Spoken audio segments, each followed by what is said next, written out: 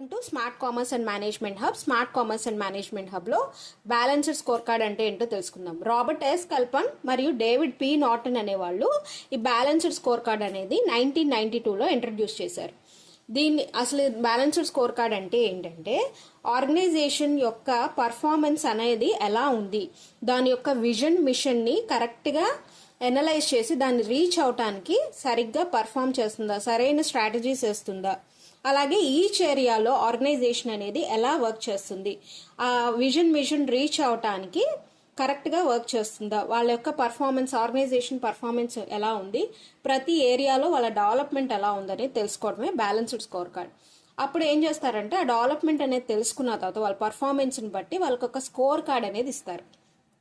ఆ స్కోర్ కార్డులో ఏంటి అంటే ఇప్పుడు ఫర్ ఎగ్జాంపుల్ సేల్స్ డిపార్ట్మెంట్ ఉందనుకోండి, సేల్స్ డిపార్ట్మెంట్కి వాళ్ళ యొక్క కస్టమర్తో ఎలా వర్క్ చేస్తుంది, లాస్ట్ ఇయర్కి ఇప్పటికి ఎన్ని సేల్స్ పెరిగాయి, అలాగే ఫైనాన్షియల్గా ఎలా అమౌంట్ ఎంత పెరిగింది, వాళ్ళ యొక్క ఇంటర్నల్గా ఆర్గనైజేషన్లో కరెక్ట్గా వర్క్ చేస్తుందా, ఆపరేషన్స్ అన్నీ సరిగ్గా చేస్తుందా, అలాగే లాస్ట్ ఇయర్కి గ్రోత్ ఎలా ఉంది, ఇలాంటివన్నీ చూస్తుంది అనమాట.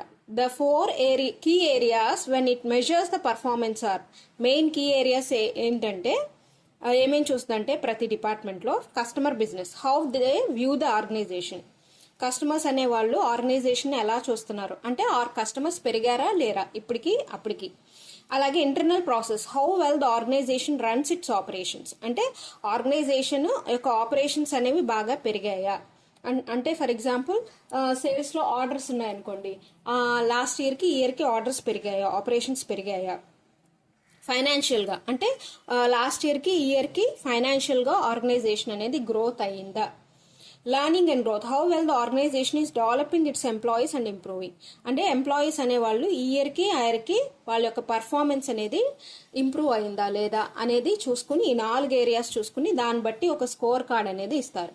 దాన్నే బ్యాలెన్స్డ్ స్కోర్ కార్డ్ అంటారనమాట.